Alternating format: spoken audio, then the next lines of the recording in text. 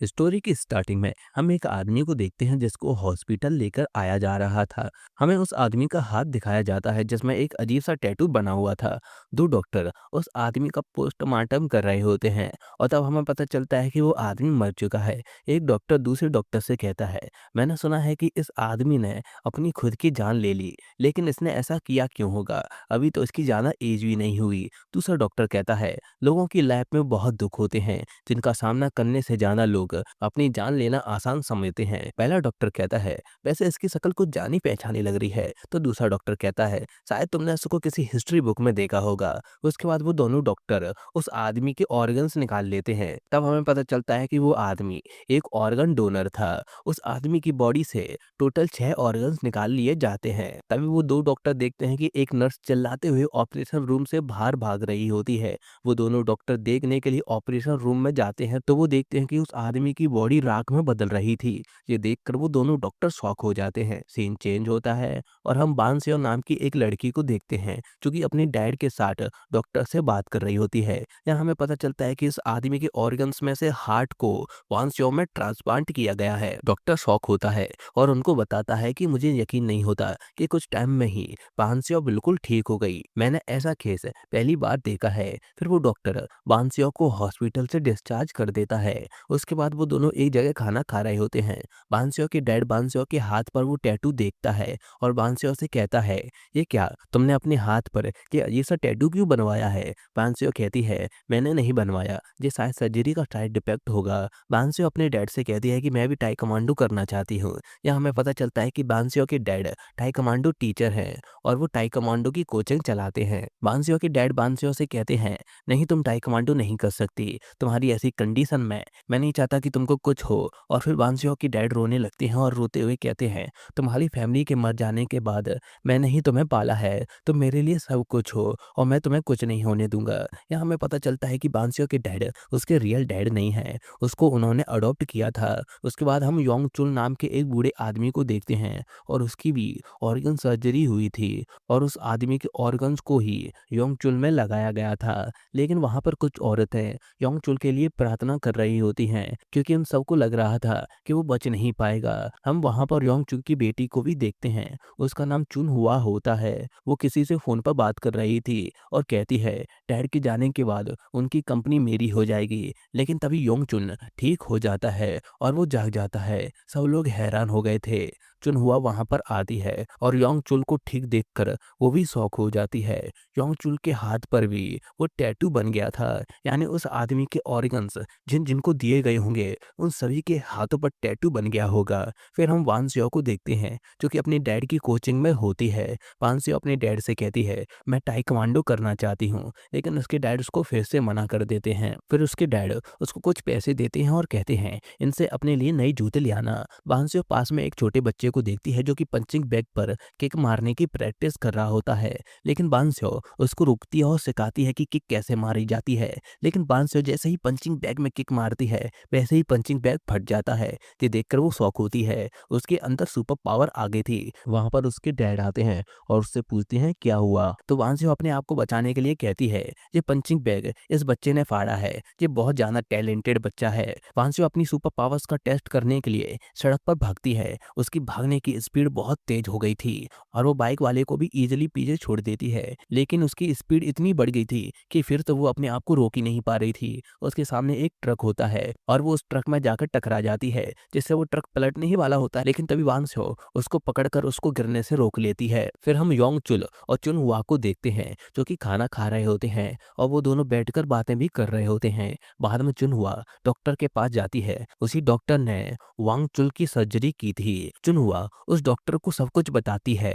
उस डॉक्टर को भी इस बात पर यकीन नहीं हो रहा था। चुन हुआ उस डॉक्टर से कहती है, मुझे लगता है कि जिस आदमी का ऑर्गन मेरे डैड की बॉडी में ट्रांसप्लांट किया गया था उसी की वजह से मेरे डैड अचानक ठीक हुए हैं। तुम उस आदमी के बारे में पता करो। फिर हम जी सियोंग नाम के एक आदमी को देखते हैं और वो बांसियो की वीडियो को देख रहा होता है जिसमें वो अपनी सुपर पावर टेस्ट कर रही होती है। उसने उस टाइम उसको रिकॉर्ड कर लिया था। फिर हम बांसियो को देखते हैं और वो फिर से अपनी सुपर पावर टेस्ट करने वाली वाली थी। वहाँ पर जी सियोंग भी था जो कि चुपके से उसकी रिकॉर्डिंग कर रहा था, लेकिन बानसियो को उसके बारे में पता चल जाता है और वो उसको पकड़ लेती है और उससे पूछती है तुम कौन हो।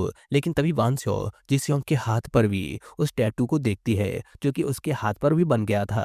फिर वो दोनों एक जगह बैठकर बातें कर रहे होते हैं। वहाँ पर जी सियोंग उसको अपने बारे में बताता है और कहता है मेरा भी हाल ही में ऑर्गन ट्रांसप्लांट हुआ था और तब से मुझ में भी सुपर पावर्स आ गई। पांसियो कहती है तुम्हारे पास कैसी सुपर पावर्स है। फिर जी स्योंग हवा को अपने मुंह में अंदर लेकर जोर से फूंक मारता है और वहां पर तूफान सा आ जाता है। जी स्योंग उससे कहता है मैंने पता किया है जिस आदमी के ऑर्गन्स हमें मिले थे उसके टोटल 6 ऑर्गन्स को ट्रांसप्लांट किया गया था। हम दोनों को छोड़कर 4 लोग और हैं जिनके पास भी सुपर पावर्स हैं, हमें उनको ढूंढना होगा।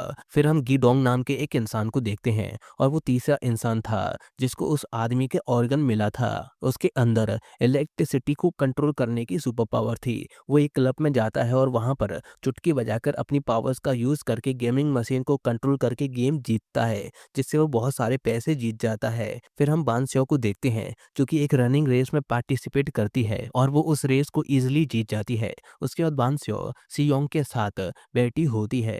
तभी वहां पर सोनियो नाम की एक औरत आती है और वो उनको अपने प्रोडक्ट के बारे में बता रही होती है। वो उनसे कहती है मेरा हाल ही में ऑर्गन ट्रांसप्लांट हुआ था और मैंने ये ड्रिंक पिया और मैं तुरंत ठीक हो गई। वो दोनों सोनियो के हाथों पर टैटू देखते हैं, लेकिन सोनियो के हाथ पर कोई भी टैटू नहीं था। उन दोनों को लगता है कि वो उनमें से एक नहीं है, लेकिन तभी वो दोनों सोनियो की कमर के नीचे उस टैटू को देखते हैं। फिर वो दोनों सोनियो को एक जगह ले जाते हैं और उसको सब कुछ बताते हैं। वहां पर वो दोनों सोनियो से उसकी पावर के बारे में पूछते हैं, लेकिन सोनियो कहती है मुझे नहीं पता कि मेरे पास क्या सुपर पावर्स हैं, लेकिन ट्रांसप्लांट के बाद मैं सुंदर हो गई हूँ, शायद यही मेरी पावर्स है। लेकिन वो दोनों कहते हैं नहीं ये तुम्हारी पावर्स नहीं है। इनडायरेक्टली वो ये बोल रहे होते हैं कि वो सुंदर नहीं बनी है। तभी वहां पर गिडोंग आता है और वो अपनी पावर से वहां की इलेक्ट्रिसिटी पर कंट्रोल कर रहा होता है।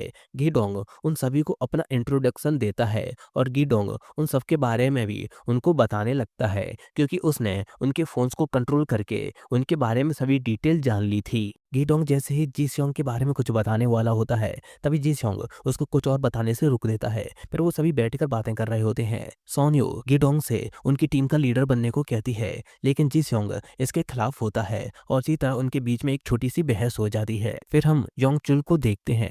उससे मिलने के लिए उसका एक दोस्त आया होता है और वो उसकी कंपनी को खरीदने आया था, लेकिन योंग चुल उसको अपनी कंपनी बेचने से मना कर देता है। इससे उसको गुस्सा आ जाता है और वो योंग चुल का गला दबाकर उसको मारने की कोशिश करता है। लेकिन तभी योंग चुल देखता है कि उसको छूते ही उसका वो दोस्त मर गया था और उसकी लाइफ उसको मिल गई थी। तब वो समझ गया था कि उसके पास दूसरों की लाइफ लेने की सुपर पावर है और वो जितनी लाइफ लेगा उतना ही जवान बन जाएगा। वहां पर चुनवा आती है और वो ये सब देखकर शौक हो जाती है।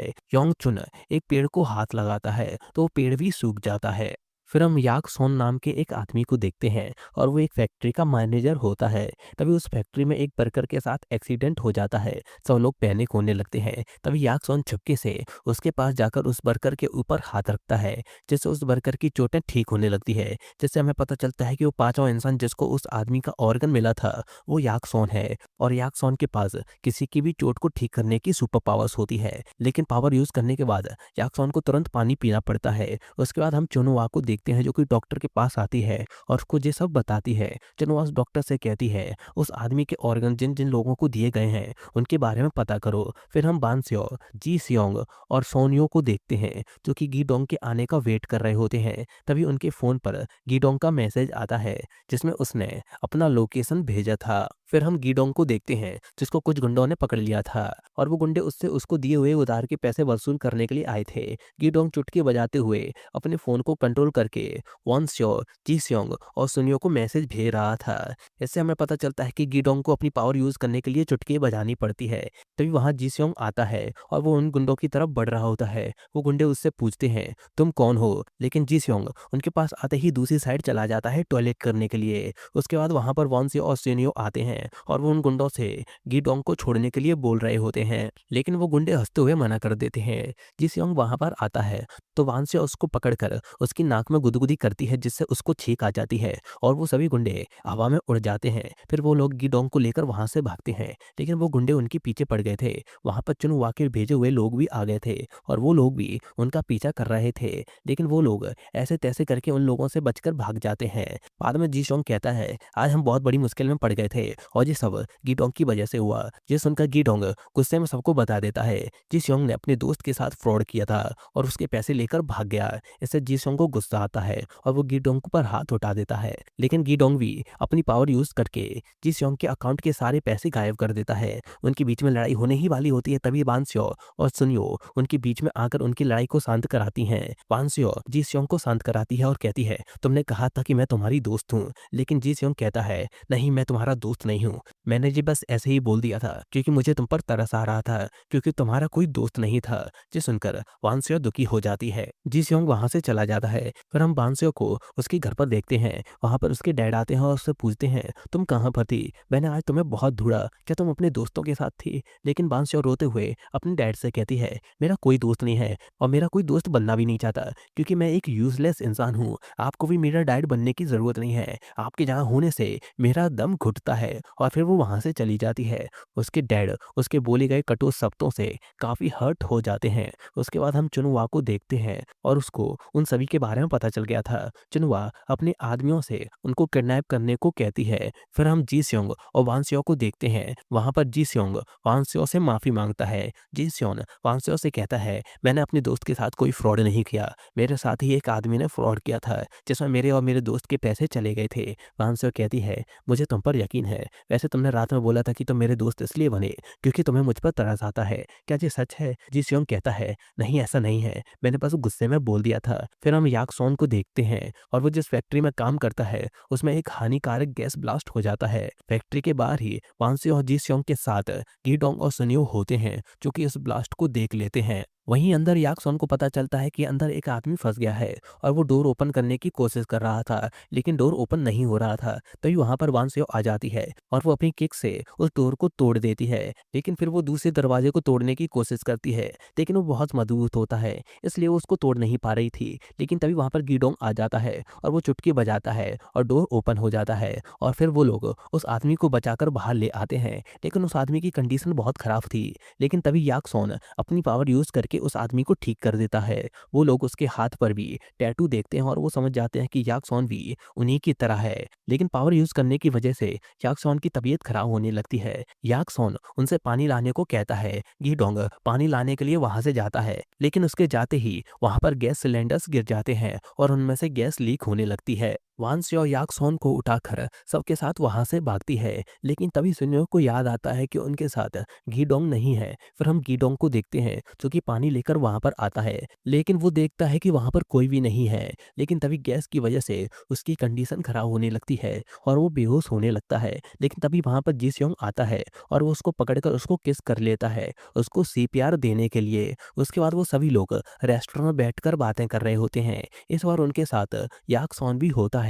वहां पर सुनियो उनसे कहती है कि हम लोगों की टीम का कोई सुपर हीरो वाला नाम होना चाहिए, जैसे कि हॉलीवुड मूवीज में होता है द एवेंजर्स या फिर जस्टिस लीग। सीन चेंज होता है और हम युंग चुल को देखते हैं जो कि लिफ्ट में होता है और उस लिफ्ट में याक सॉन भी होता है। यहाँ पर हमें पता चलता है कि याक सॉन जिस फैक्ट्री में मैनेजर का काम करता है वो फैक्ट्री योंग चुल की ही है। योंग चुल याक सॉन के हाथ पर वो टैटू देख लेता है और वो उससे पूछता है, क्या तुम्हारा हाल ही में कोई ऑर्गन ट्रांसप्लांट हुआ था? तो याक सुन उसको हाँ बोलता है। फिर हम चुनवा और डॉक्टर को देखते हैं और उन लोगों ने याक सुन को किडनैप कर लिया था। चुनवा डॉक्टर से याक सुन के उस ऑर्गन को निकालने को कहती है जिससे उसको पावर मिली थी, लेकिन डॉक्टर कुछ भी नहीं कर रहा था। तभी वहां पर योंग चुल आता है और चुनवा से कहता है, डॉक्टर कुछ नहीं करेगा क्योंकि वो मेरे आने का वेट कर रहा था। चुनवा शॉक हो जाती है और तब उसको पता चलता है कि डॉक्टर ने उसको धोखा दिया है और अब वो उसके डैड के लिए काम कर रहा है। योंग चुल याक सुन को छूकर उसकी पावर्स लेने की कोशिश करता है, लेकिन कुछ भी नहीं हो रहा था। तो योंग चुन को समझ आता है कि जिसके पास भी सुपर पावर्स है वो उनकी पावर्स या लाइफ नहीं ले सकता। योंग चुन डॉक्टर से योंग सुन के ऑर्गन को निकाल कर उसके अंदर ट्रांसप्लांट करने को कहता है। हालांकि योंग चुन डॉक्टर से ये भी बोलता है कि वो उस ऑर्गन का छोटा सा पार्ट याक सोन के अंदर ही रहने दे ताकि वो फिर से ग्रो कर सके। फिर उन लोगों का ऑपरेशन होता है और योंग चुल के अंदर याक सोन का वो ऑर्गन प्लांट हो जाता है, जिससे उसको पावर मिलती है, जिससे याक सोन की पावर्स योंग चुल में आ जाती है। फिर हम देखते हैं कि योंग चुल के आदमी बाकी लोगों को भी पकड़ने के लिए जाते हैं और वो लोग वानसियो को छोड़कर बाकी तीनों को पकड़ लेते हैं। फिर वो लोग जब वानसियो को पकड़ने के लिए आते हैं तो वानसियो अपने डैड के साथ होती है। वो गुंडे वानसियो को पकड़ने के लिए आए हैं, ये जानकर उसके डैड उनके साथ फाइट करने को तैयार हो जाते हैं। लेकिन जब वो उनके साथ फाइट कर रहे होते हैं तो वानसियो सुपर स्पीड में उन गुंडों को पीटने लगती है, जिससे उसके डैड को लगता है कि वो उन गुंडों की धुलाई कर रहा है। फिर हम चुनहुआ को देखते हैं जो कि उस डॉक्टर से कहती है, तो मेरे लिए काम करते थे तो तुमने मुझे धोखा क्यों दिया, तो मेरे डैड के साथ क्यों हो गए। तो डॉक्टर कहता है, तुम्हारे डैड ने मुझे नोबेल प्राइज देने का वादा किया है। फिर चुनहुआ अपने डैड से मिलने के लिए जाती है, लेकिन योंग चुल एक जवान हैंडसम लड़का बन गया था। उसको देखकर चुनहुआ डर जाती है क्योंकि उसको लगता है कि वो कोई और है, लेकिन यून चुल उसको बताता है कि उसका डैड है। ये देखकर चुनहुआ शौक हो जाती है। उसके बाद युंग चुल शावर ले रहा होता है, लेकिन तभी वो एक अजीब सी जगह पे पहुंच जाता है। वो अपने सामने एक अजीब सा मैजिकल पोर्टल देखता है जिसमें से एक स्मोक फिगर बाहर निकलता है और वो योंग चुन को अपने पास बुला रहा होता है। योंग चुन जब उसकी तरफ हाथ बढ़ाता है तो वो स्मोक फिगर उसके हाथ को पकड़कर उसको अपनी तरफ खींचने की कोशिश करता है, लेकिन योंग चुल अपनी ताकत लगाकर उससे अपना हाथ छुड़वाने की कोशिश करता है और वो फिर से अपने बाथरूम में पहुंच जाता है और वो जोर से मिलर में पंच मारता है। उसको कुछ भी समझ नहीं आ रहा था कि अभी अभी उसके साथ क्या हुआ था। फिर हम बहुत सारे लोगों की भीड़ को देखते हैं और उन सबको योंग चुल ने बुलाया था। चुनहुआ योंग चुल से पूछती है, आप क्या करने वाले हो डैड। तो योंग चुल कहता है, मैं इन सभी लोगों का भगवान बनूंगा। और फिर वो नीचे जाता है तो उसके आदमी उसको पहचान नहीं पाते और उसको कोई खतरा समझकर उस पर अटैक करने लगते हैं। लेकिन अब योंग चुल बहुत स्ट्रांग बन गया था और वो उन सब की बहुत अच्छे से धुलाई करता है। फिर हम गीडोंग को देखते हैं और उसको एक चैम्बर बॉक्स में कैद करके रखा गया था और उसके बगल वाले चैम्बर बॉक्स में जी स्योंग और सुनियो को कैद करके रखा गया था उनकी पावर्स के हिसाब से, ताकि वो अपनी पावर्स का यूज ना कर पाए।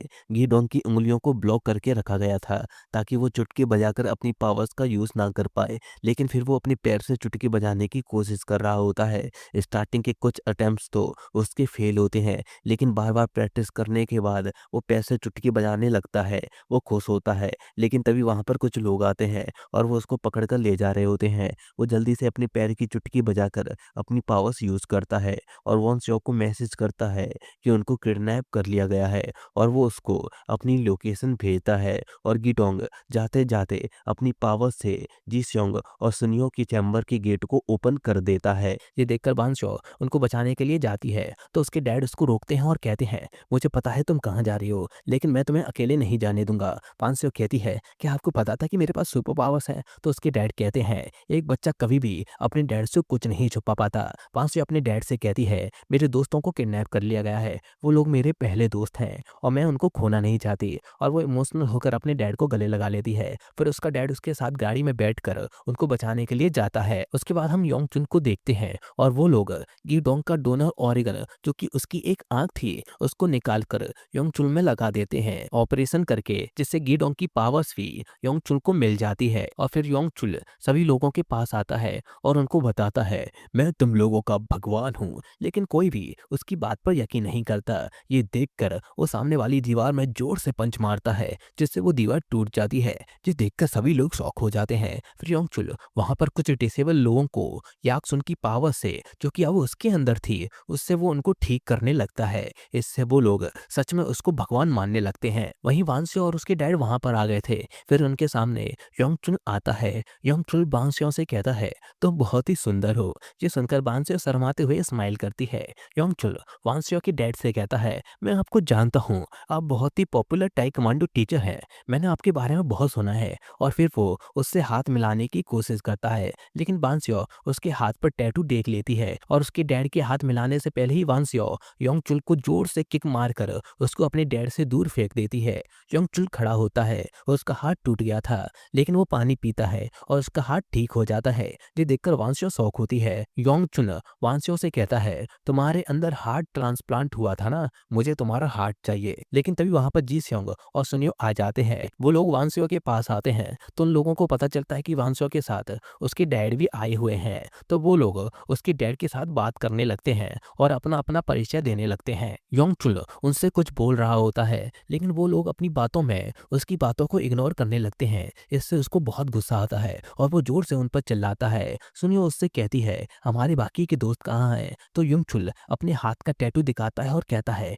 मैं उन दोनों को खा गया। जिस सुनकर सब शौक होते हैं। वांसियो के डैड को बहुत गुस्सा आता है तो वो उसको पीटने के लिए टाइक्वांडो की गुलाटी खाता हुआ उसके पास जाता है। लेकिन योंगचुल एक हाथ मारता है जिससे वांसियो का डैड उड़ते हुए दूर जाकर गिरने वाला होता है। लेकिन वांसियो अपने डैड को पकड़कर उनको गिरने से बचा लेती है। फिर वांसियो और योंगचुल के बीच में फाइट होती है और उनकी फाइट बहुत ही खतरनाक होती है। उन दोनों के बीच में बहुत खतरनाक फाइट हो रही होती है जिसमें वांसियो उसको बहुत अच्छी टक्कर दे रही होती है। लेकिन फिर योंगचुल वांसियो पर भारी पड़ने लगता है। तभी सियोंग योंगचुल की तरफ जोर से फूंक मारता है जिससे योंगचुल दूर जाकर गिरता है। फिर हम देखते हैं कि सुनियो ने जी सियोंग का हाथ पकड़ा हुआ था और यहाँ उनको सुनियो की पावर के बारे में पता चलता है। उसकी पावर ये है कि अगर वो किसी को भी छुएगी तो उसकी पावर डबल हो जाएगी। लेकिन योंगसुल फिर से खड़ा हो जाता है और वो सुपर स्पीड में वांसियो के पीछे आकर खड़ा हो जाता है और उसको एक हाथ मारकर उसको दूर फेंक देता है। योंगचुन सियोंग के सिर पर धीरे से उंगली मारता है और वो उतने में ही बेहोश होकर गिर जाता है।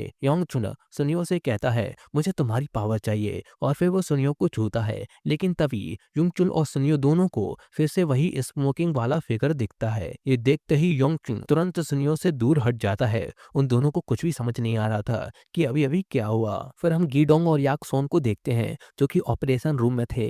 गीडोंग याकसोन से कहता है, क्या तुम अपनी पावर यूज करके मुझे ठीक कर सकते हो? तो याकसोन कहता है, मैं ऐसा नहीं कर सकता, उसने मेरा ऑर्गन निकाल लिया है। लेकिन गीडोंग कहता है, एक बार ट्राई करके तो देखो। और फिर याकसोन गीडोंग के हाथ को पकड़कर अपनी पावर यूज करने की कोशिश करता है। हम याकसोन के हाथ पर टैटू को हल्का हल्का देखते हैं और याकसोन ऐसे तैसे करके अपनी पावर को यूज कर पाता है और वो गीडोंग को ठीक कर देता है। फिर गीडोंग उस फाइट वाली जगह पर आता है और योंगचुन से चिल्लाते हुए कहता है, मेरी आंख मुझे वापस कर दे। सुनियो गीडोंग को देखकर खुश होती है। फिर हम देखते हैं कि सुनियो याकसोन को पकड़कर उसकी पावर को डबल कर देती है जिससे याकसोन पावर यूज करके जी सियोंग को फिर से होश में लेकर आता है और फिर वो लोग मिलकर योंगचुल से फाइट करते हैं और वो सब मिलकर योंगचुल की बहुत बुरी तरह से धुलाई कर रहे होते हैं। एंड में सुनियो योंगचुल को पकड़कर उसकी बॉडी से उन सभी की पावर्स को उसकी बॉडी से वापस उनकी बॉडीज में ट्रांसफर कर देती है और फिर वांसियो के डैड योंगचुल में किक मारकर उसको दूर फेंक देते हैं।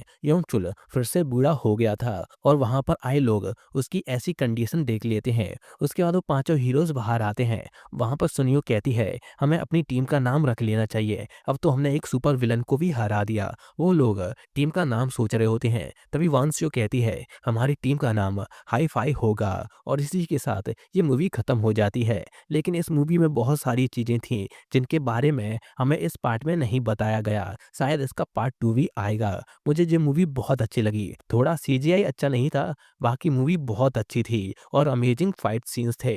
मैं कोरियन मूवी से इसी तरह के कॉन्सेप्ट की उम्मीद कर रहा था। और इसी के साथ ये वीडियो यहीं खत्म होता है। मैंने बहुत टाइम बाद वीडियो डाली है लेकिन अब से मैं हर वीक 2-3 वीडियो तो अपलोड किया ही करूंगा अमेजिंग मूवीज को एक्सप्लेन करते हुए। अगर आप मिस नहीं करना चाहते तो हमारे चैनल को सब्सक्राइब कर लेना और वीडियो पे कमेंट किया करो यार। मुझे आप लोगों से बात करके बहुत मजा आता है। आपके ड्रामा और मूवीज को लेकर ओपिनियन जानकर मजा आता है। मिलता हूँ नेक्स्ट वीडियो में, तब तक के लिए टाटा बाय बाय।